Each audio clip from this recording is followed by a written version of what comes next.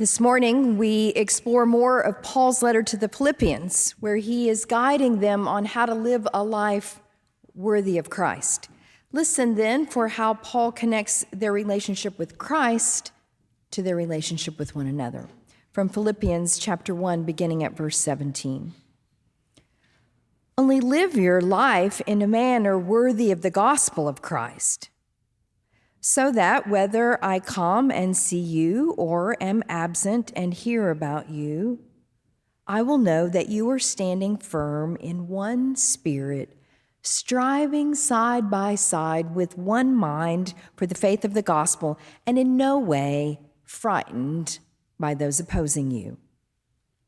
For them, this is evidence of their destruction, but of your salvation. And this is God's doing, for God has graciously granted you the privilege not only of believing in Christ, but of suffering for him as well, since you are having the same struggle that you saw I had, and now hear that I still have.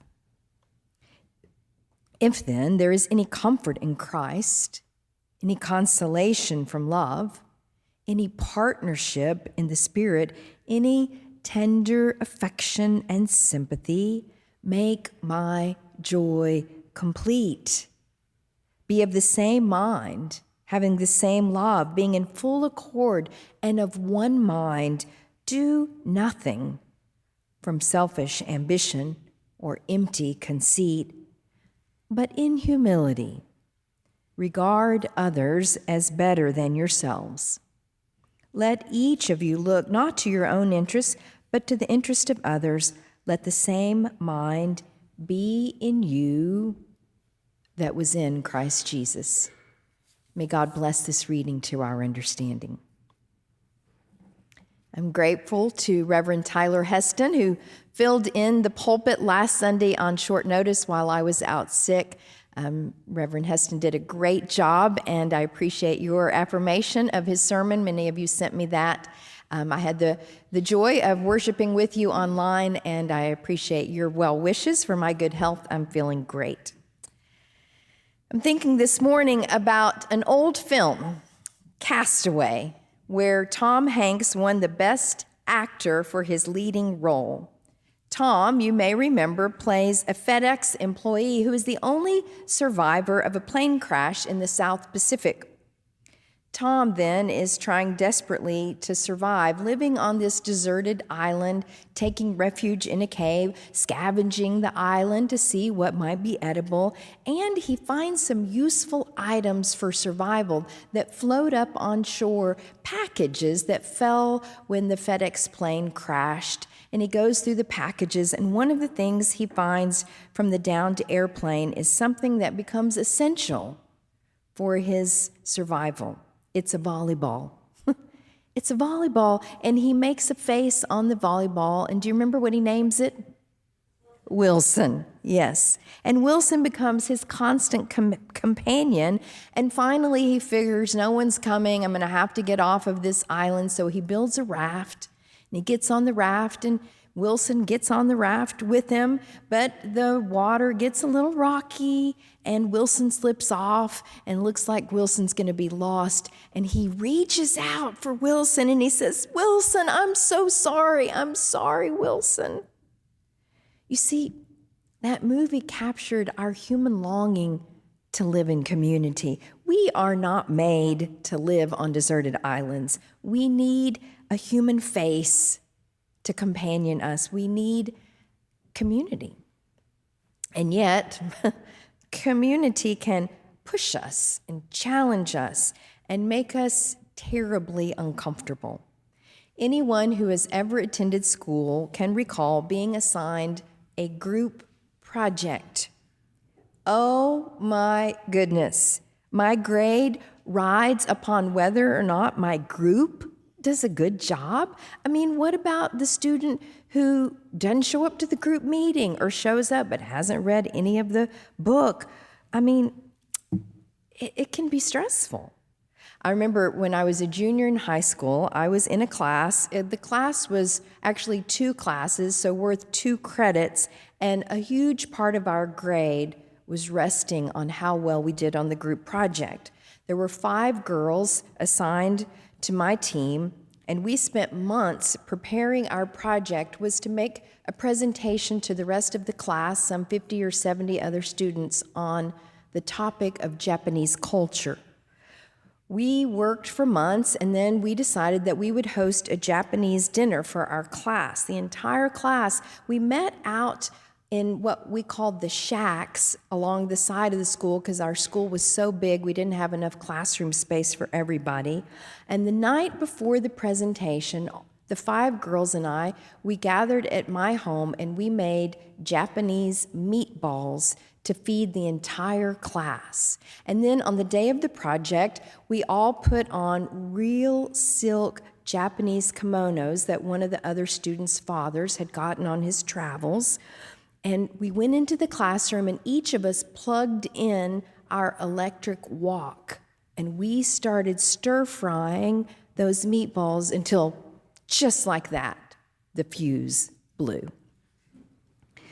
Well, you know that group projects are messy and unpredictable, and to this day, I cannot remember what grade we got on the group project, but my mom reminded me for years, and I mean for decades, that her kitchen was never quite the same after this so-called group project.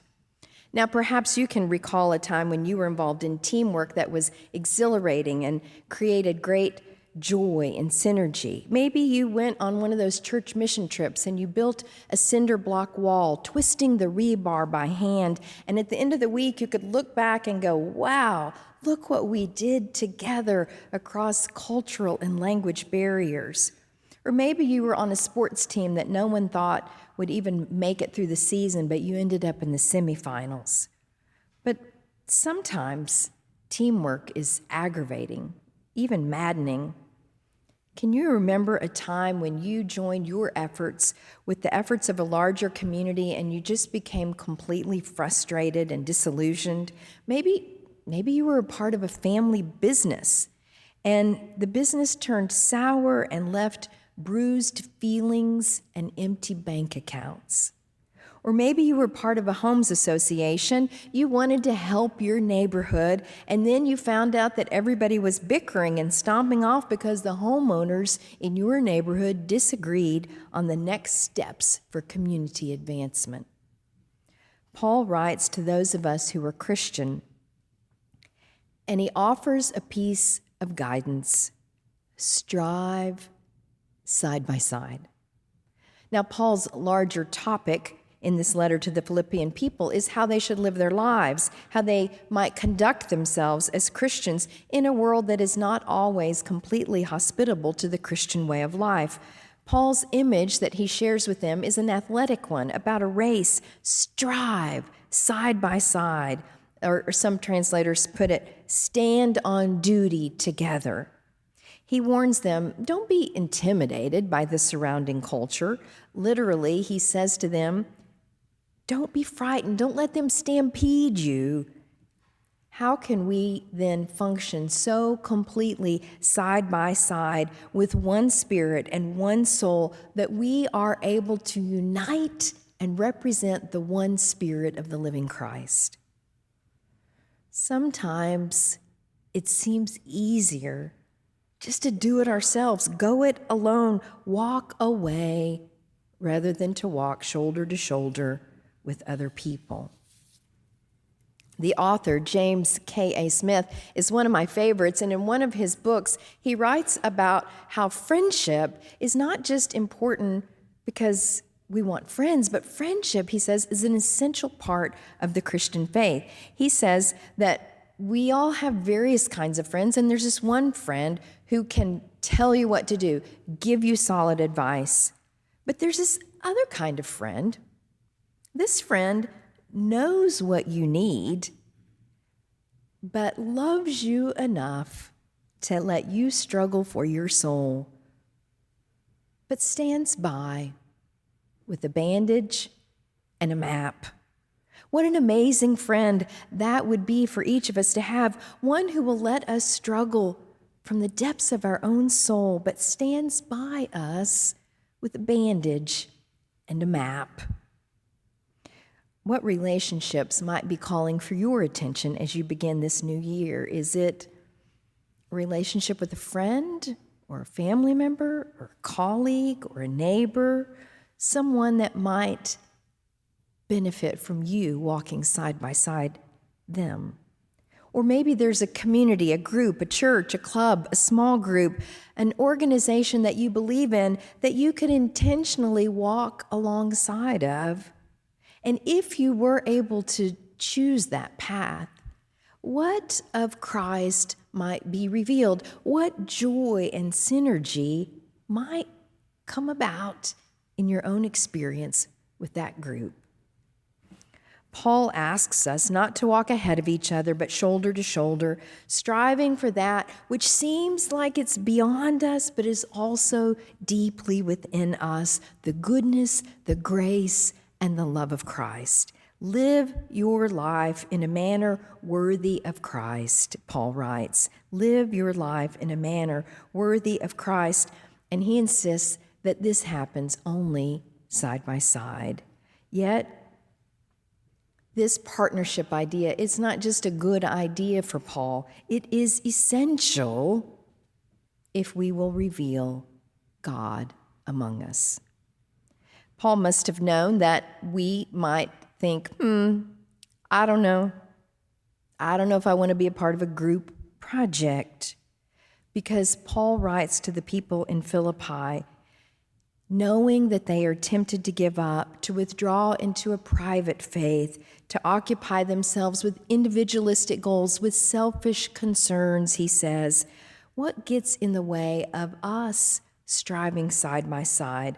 Paul, when he writes this letter, knowing that he will encounter their resistance, Paul folds up the letter and then passes it through the bars of the prison cell where he has been incarcerated, held captive, charged with a capital offense.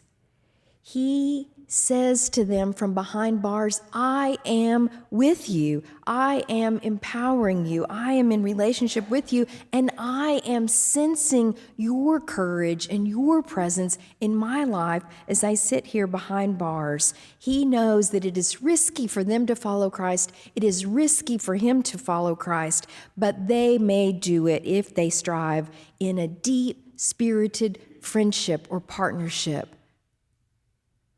Paul invites all who will follow Christ to let go of just a little tiny bit of me to become partners with those around us for the sake of Christ. Paul's letter from prison is not about how to be a Christian. It is about how to be a Christian community. Fast forward to another man who will write a letter from prison encouraging the community. Move forward through the centuries with me to another Christian in Germany during World War II, a Lutheran pastor named Dietrich Bonhoeffer, a pastor who will be executed by the Nazis the day before World War II ends because he dared to risk living a life worthy of Christ. From prison, Bonhoeffer writes, we must learn to regard people less in the light of what they do or omit to do and more in the light of what they suffer. And then Bonhoeffer folds up his letter and passes it through the bars of prison. Fast forward another decade or two, and travel with me to Birmingham, where Dr. Martin Luther King will write from inside jail. Injustice anywhere is a threat to justice everywhere. We are caught, he writes, in an inescapable network of mutuality tied to a single garment of destiny. Whatever affects one directly affects all indirectly. These words he will write and pass through the bars of the prison. Thankfully, you and I will unlikely be imprisoned for our Christian faith, but all of us will discover that humility is a necessary step towards the human partnership of walking shoulder to shoulder with other Christians. In order to know Christ, we must first know our need for each other. Last week, I read a magazine article by one of my very favorite authors, a Pulitzer Prize winner named Tracy Kidder.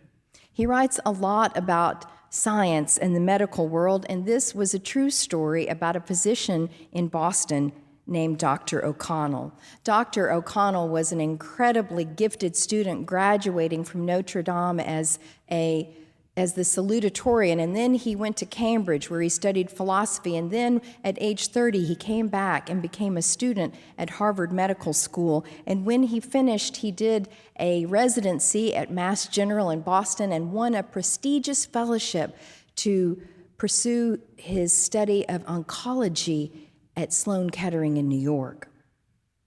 But then his career took a detour.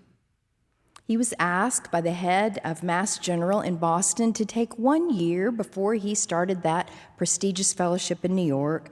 Just take 1 year and help us get this new program off the ground. We have a grant. It's a program to offer high-quality medical care to people in Boston who are living in the tent settlements on the edge of town or sleeping in the doorway on the way to the ATM. He then began 1 year of work reaching out to Boston's homeless. His first day on the job, he was met by a group of stern nurses who eyed Dr. O'Connell with suspicion. They had already figured out the way to treat homeless folks who needed medical care, and they assumed that in all his studies, Dr. O'Connell did not know what to do. One nurse pulled him aside on the very first day and explained to him that if he was going to succeed in this job, he would have to let the nurses retrain him. The retraining began as he put away his stethoscope and entered a room where the homeless men and women sat with their feet soaking in plastic buckets of water. There, he knelt and sat at the feet of those who lived on the streets. He heard their stories. He earned their trust. He looked at their feet, and in caressing their feet, he could begin to see some of their medical problems. It was a humbling day, and the job suited Dr. O'Connell, and he ended up falling in love with the organization and with the job, but most especially with the patients, many of whom he called his classics, who had lived on the streets for a long time and would only come out when the van showed up if Dr. O'Connell was there that night. Today, Dr. O'Connell is 70 years old, and he still works for the same organization. He's still there providing medical care for Boston's homeless. When they started that first year, they served 1,246 patients, and this past year, they served 11,000 patients in 30 clinics with a budget of $60 million. Not long ago, Dr. O'Connell was himself a patient in the hospital. He was in isolation. Even his wife was not allowed to visit him. He woke up in the middle of the night, and there was a man seated by his bed. It was Billy, one of his classics. Billy had been living on the street for decades, and Billy said when he saw Dr. O'Connell open his eyes, "Well, we've been really worried about you, and I thought I'd come in and check on you." And Dr. O'Connell was trying to make sense of this. I mean, how is it that this man snuck past hospital security? How did he make it past the nurse's station? And then he remembered that he had taught Billy and Billy's friends how critically important it is for a person's healing that when they are in the hospital, someone will come to visit. And then he remembered how almost magical these homeless men are at working their way around the rules of the system. So he didn't even bother to ask Billy, "How'd you get in here?" because about that time he realized, I'm lonely, and I sure did need a visitor today.